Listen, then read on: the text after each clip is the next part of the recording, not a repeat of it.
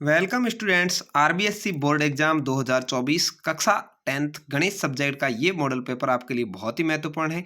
इस model paper के अंदर अपन बात करेंगे कि मैथ सब्जेक्ट के अंदर आपके किस तरह के क्वेश्चंस बोर्ड एग्जाम में छपते हैं और आप कैसे 80 में से 80 नंबर प्राप्त कर सकते हैं। 20 नंबर आपके स्कूल से भेजे जाते हैं, तो 100 में से 100 नंबर प्राप्त करने की रणनीति आप यहाँ पर हम बनाने वाले हैं आपके साथ मिल करके। तो इसके लिए आपको पेशेंस बना करके वीडियो को पूरा देखना है और चैनल को सब्सक्राइब जरूर कर लेना है, जिससे कि आपके अन्य जो मॉडल पेपर है वो भी आप देख पाएं। तो चलिए यहाँ पर शुरू करते हैं। सबसे पहले यहाँ पर आपको खंड अ देखने को मिलेगा। निम्न वस्तुनिष्ठ प्रश्नों के उत्तर सही विकल्प के रूप में आपको देना है। तो यहाँ पर देखिए, पहला है, यदि ए तथा 18 का एलसीएम 36 है, एक ए है एक 18 है, ए और 18 का एचसीएफ 2 है, तो ए का मान आपको ज्ञात करना है। एक है ए और एक है 18। तो यहाँ पर आप देखिए, इसका मान आप आराम से कैसे ज्ञात कर सकते हैं। दोनों का एलसीएम 36 दिया हुआ है, तो यहाँ पर इसका सही आंसर है वो आपके 4 हो जाएगा। क्या हो जाएगा भाई? 4 ऐसी संख्या है जिसमें जो माना कि इसका एचसीएफ है 2 है, उसका भाग जाता है। बाकी देखिए आप 5 है, इसमें 2 का भाग नहीं जाएगा क्योंकि एचसीएफ का भाग जाना चाहिए और इसका भाग 36 में जाना चाहिए। ठीक है, 5 का 36 में भी नहीं जाता, ये कट हो गया। 2 करेंगे तो 2 से बड़ी संख्या 4 ऐसी हो सकती है, इसलिए 4 हो जाएगी। यहाँ पर 2 आपका सही जवाब है। अगला, एक त्रिघात बहुपद के अधिक से अधिक शून्यकों की संख्या। एक 3 घातों वाले बहुपद की अधिक से अधिक संख्या कितनी हो सकती है? ये 3 ही हो सकती है। स आपका यहाँ पर राइट आंसर है। अगला है, बंटन 7 4 5 3 4 3 4 1 2 का बहुलक है। बहुलक का मतलब होता है अधिक बार कौन सा आया हुआ है। तो यहाँ आप देखेंगे 4 है वो 1 2 और 3 बार आया हुआ है, बाकी 7 एक बार है, 5 भी एक बार है, 3 2 बार है और 1 और 2 भी एक एक बार है। तो 4 सबसे अधिक बार आया, 4 यहाँ पर आपका आंसर हो जाएगा। ब आपका सही जवाब है। बहुलक का मतलब आप समझते हैं बहुत बार, जो ज्यादा बार आए। समीकरण 3x + 2y - 12 = 0 हो, तो यदि x 4 है तो y का मान क्या है? देखिए x 4 है तो क्या हो जाएगा? 4 3 12, 3 से गुणा करेंगे तो 12 हो गया, प्लस 2y में से 12 घटाएंगे 0 है। तो इसका मतलब है कि y का मान है वो क्या होने वाला भाई? y का मान है वो 0 होने वाला है, क्योंकि 0 कोई फर्क नहीं पड़ेगा। जैसे देखिए 3x है तो 3x का मान 4 है, तो 3 × 4 कर देंगे और प्लस कर देंगे 2 × y।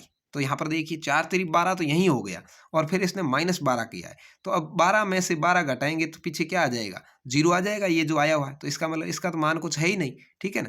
तो यहाँ पर इसका मान क्या है? 0 है, तो 0 को 2 से गुणा करेंगे 0 हो जाएगा। तो यहाँ पर इस 12 के अंदर 0 जुड़ेगा और फिर 12 घटेंगे 0 आ जाएगा। ठीक है, अगला है, m के किस मान के लिए 10 m-2 समांतर श्रेणी में होंगे? तो यहाँ पर आपका सही जवाब है m = 4। क्या है भाई? m = 4 है। अगला है, एबीसी में यदि डी बीसी का मध्य बिंदु इस प्रकार है कि ए बी बटा ए सी बराबर बी डी बटा डी सी हो, तो कोण बी 70 डिग्री, कोण सी 70 डिग्री, तो त्रिभुज है वो बी 70 डिग्री और सी 70 डिग्री, तो बी ए डी की माप क्या होगी? यानी कोण बी ए डी की माप क्या होने वाली वो आपको बतानी है। तो यहाँ पर आपका सही जवाब है वो है 20 डिग्री। बी ए डी की मान है वो 20 डिग्री हो जाएगा। ठीक है, अगला है, किसी बिंदु से y अक्ष से दूरी होती है। किसी भी बिंदु की y अक्ष से दूरी कितनी होती है? तो ये होती है बिंदु का भुज है। क्या है? बिंदु का भुज होता है, वही इसकी दूरी है। अगला, यदि कोस 90 डिग्री माइनस थीटा बराबर 1/2 हो, तो थीटा का मान क्या है? तो इसमें थीटा का मान होता है 30 डिग्री। क्या होता है भाई? थीटा का मान 30 डिग्री होता है।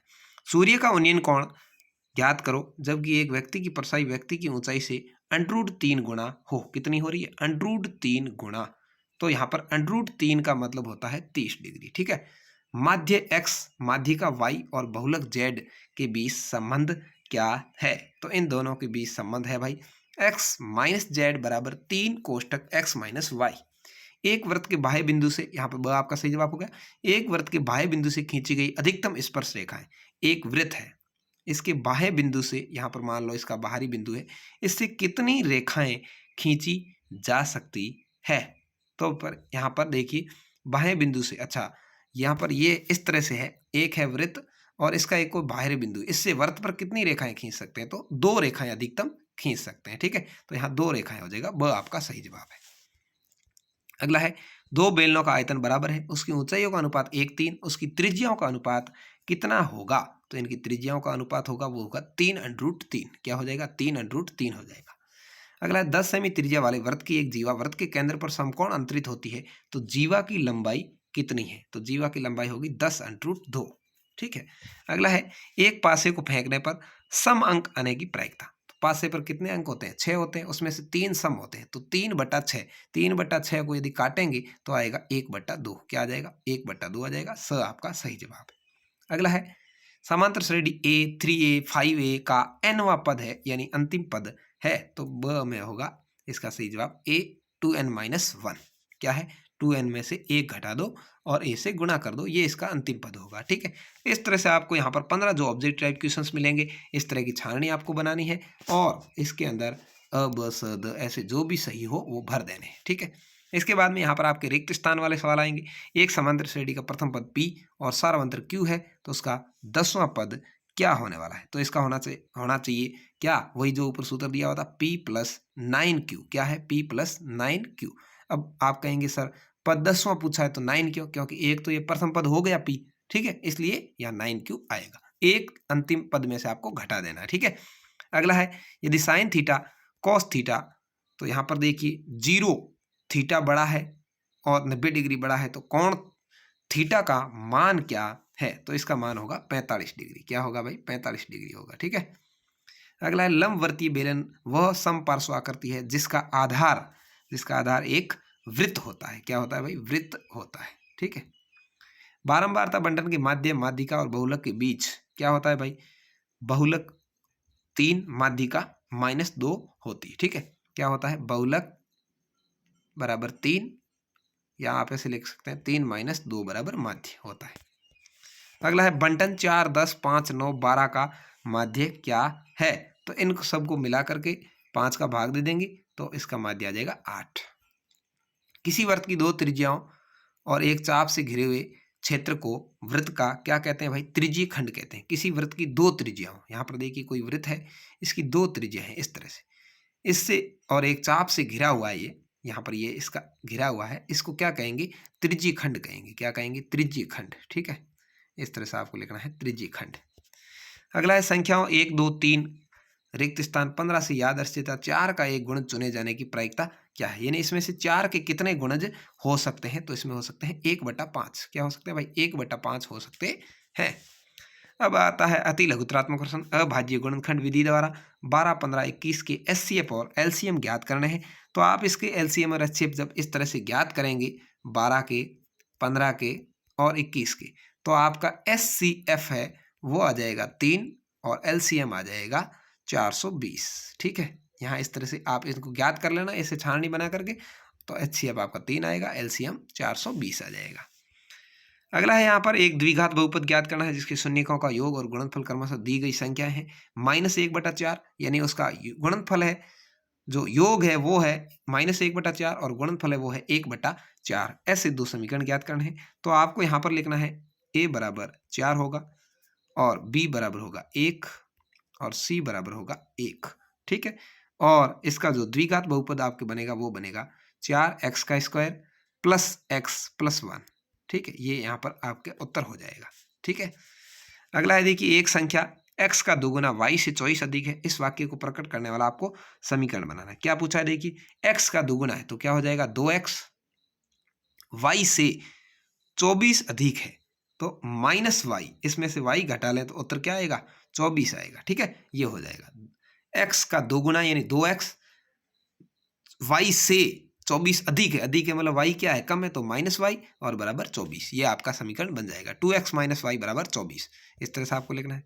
अगला दो समरूप त्रिभुज है ABC और PQR के परिमाप है क्रमशः 36 और 24। यदि PQ बराबर 10 हो तो AB ज्ञात करना है। तो इसको भी बहुत ही आसान है, आपको लिखना है ABC बटा ये जो PQR है वो लिख देंगे। ठीक है। और इसके बाद में इसने कहा है कि PQ 10 सेमी है तो AB आपको ज्ञात करना है, यानी AB बराबर PQ है, तो इसको आप आराम से ज्ञात कर सकते हैं। आपको लिखना होगा ABC का परिमाप ऊपर लिख दीजिए 36 और PQR का लिख दीजिए 24, दोनों का ही लिख दिया। उसके बाद में यहाँ AB बटा 10 है, क्योंकि AB यहाँ दिया हुआ 10 सेमी हो तो AB ज्ञात करनी है, यानी PQ 10 सेमी है तो यहाँ PQ का लिख देंगे 10 और AB तो अपने को ज्ञात करना है, तो यहाँ पर अपन AB लिख देंगे, इसके ऊपर लिख देते हैं भले ही AB और गुणा कर लेते हैं 3 गुणा 36 गुणा 24। ठीक है। तो यहाँ पर ये हो जाएगा इससे गुणा, यानी ए बी बराबर 24 और ये 36 गुणा 10, तो 360 के अंदर ये इसके साथ में वो चला जाएगा भाग में, तो इस 24 का भाग देंगे तो अपना आंसर आ जाएगा 15। तो ए बी का मान क्या आ जाएगा, 15 सेमी आ जाएगा। ठीक है, इस तरह से आपको करना है। यदि बिंदु Q बराबर 0 1 बिंदुओं P 5 - 4 और R X 6 का मध्य बिंदु है, तो X का मान आपको ज्ञात करना है। तो X का मान आपके आ जाएगा, वो आ जाएगा -5। ठीक है, X का मान क्या आएगा, -5 आएगा। पूरा क्वेश्चन सॉल्यूशन मैं आपको आंसर की लास्ट में दिखा दूंगा, वहां पर दिखा दूंगा कैसे करना है। अगला, यदि एक अर्धगोले का संपूर्ण पृष्ठीय क्षेत्रफल 48 पाई वर्ग है, तो उसकी त्रिज्या की लंबाई आपको ज्ञात करनी है। तो त्रिज्या की लंबाई आपको ज्ञात करने के लिए आपको सूत्र लिखना पड़ेगा, 3πr², ठीक है, बराबर है 48 पाई। क्या है, बराबर 48 पाई है। तो आपको आर का मान ज्ञात करना है। आर स्क्वायर ज्ञात करने के लिए 3 पाई इसके अंडर नीचे चला जाएगा, पाई से पाई कट, 3 का इसके अंदर भाग देंगे तो क्या आ जाएगा, 42 14 आ जाएगा। ठीक है, सॉरी 16 48 16 आ जाएगा। और यहाँ पर 16 आया है। आर स्क्वायर का मान क्या है, आर स्क्वायर का मान 16 है। अपने को त्रिज्या ज्ञात करनी है, आर ज्ञात करना है, तो अपन लिख देंगे √16। ठीक है, तो आर आ जाएगा √16। ठीक है, इस तरह से आपको करना है। अगला है, एक बेलन की ऊंचाई 11 है, उसका वक्र पृष्ठ 968 है, बेलन की त्रिज्या आपको ज्ञात करनी है। तो बेलन का वक्र पृष्ठ का सूत्र आपको लगाना है 2πRh बराबर 968 सेंटीमीटर स्क्वायर। ठीक है, इस तरह से लगा करके आप जब इसका मान रखेंगे 2 का, पाई का मान 22/7, आर ज्ञात करना है, एच ऊंचाई दी हुई है 11, तो ऐसे आप लिख देंगे 2 गुणा 22/7 गुणा आर गुणा 11 बराबर 968। तो यहाँ पर आर का मान ज्ञात करना होगा, तो आपका क्या होगा, 7 है वो इसके साथ में गुणा में चला जाएगा और नीचे आ जाएगा 2 गुणा 22 गुणा 11। ठीक है, इस तरह से। और इसको जब आप पूरा हल करेंगे तो आर का मान है वो आपको 14 सेमी मिल जाएगा। आर का मान क्या आ जाएगा, 14 सेमी। इसको पूरा आप आराम से हल कर लीजिएगा, ये मैंने समझाया वैसे ही आपका होगा। अगला है, 6 सेमी त्रिज्या वाला एक वृत्त के त्रिज्यीय खंड का क्षेत्रफल ज्ञात कीजिए जिसका कोण 60 डिग्री दिया हुआ है। तो यहाँ पर भी आपको वही काम करना है, πr² थीटा, क्या लिखना है, πr² थीटा और बटा लिखना है 360 डिग्री। इसको अपन हल करेंगे तो आपके आ जाएगा 22/7 गुणा, ये 6 सेमी त्रिज्या वाला एक वृत्तखंड है तो 6, और जिसका कोण 60 डिग्री है तो इसको भी आपको 6 गुणा 60 करना है और नीचे लिखना है आपको 360।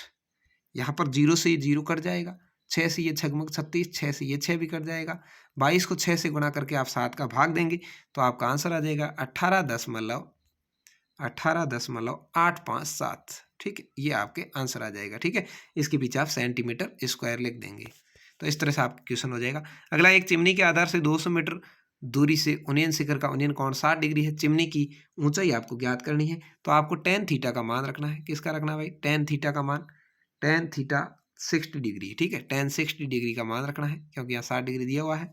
तो इसका आपके मान आ जाएगा x/200, इसका मान आप रखेंगे तो आंसर आ जाएगा 346.4 मीटर।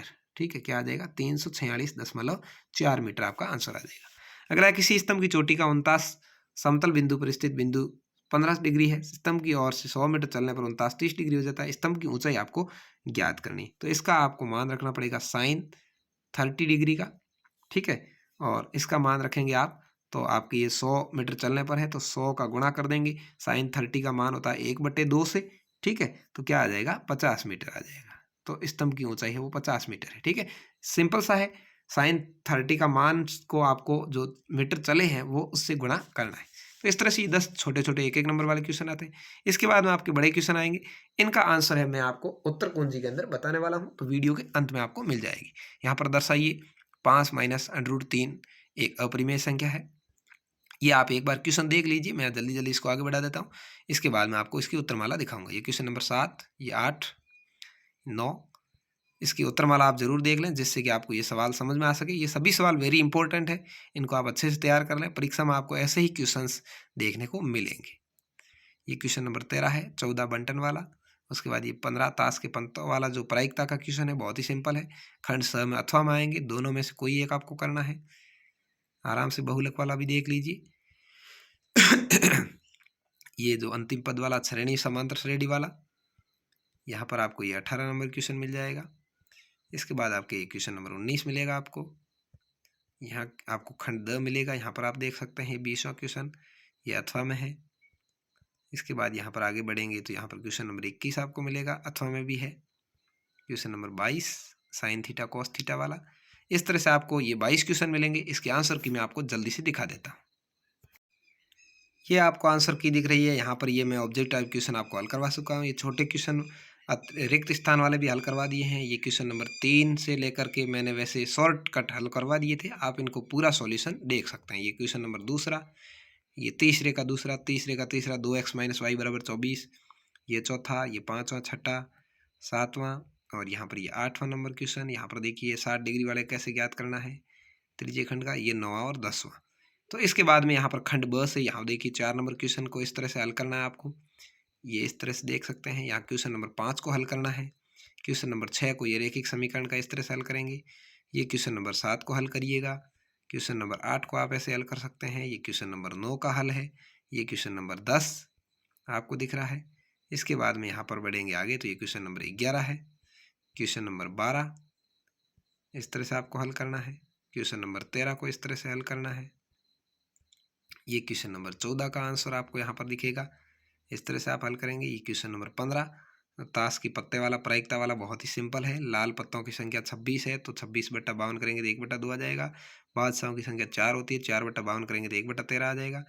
और ये हृदय स्पंदन माध्य वाला, माध्य का ये कल्पित माध्य का सूत्र आप देख रहे हैं, ये बारंबारता वाला क्वेश्चन है।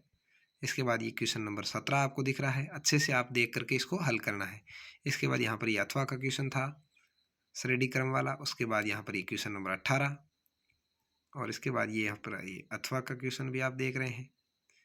इस तरह से ये क्वेश्चन नंबर 19 आपको दिखाई दे रहा है, इसका हल यहाँ पर है, यहाँ पर अथवा में दिया गया है, इसको भी आप सिद्ध कर सकते हैं।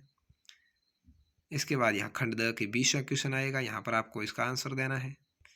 इसके बाद में यहाँ पर क्वेश्चन नंबर आएगा अथवा वाला है, यहाँ पर ये जो इसका है 20वें का।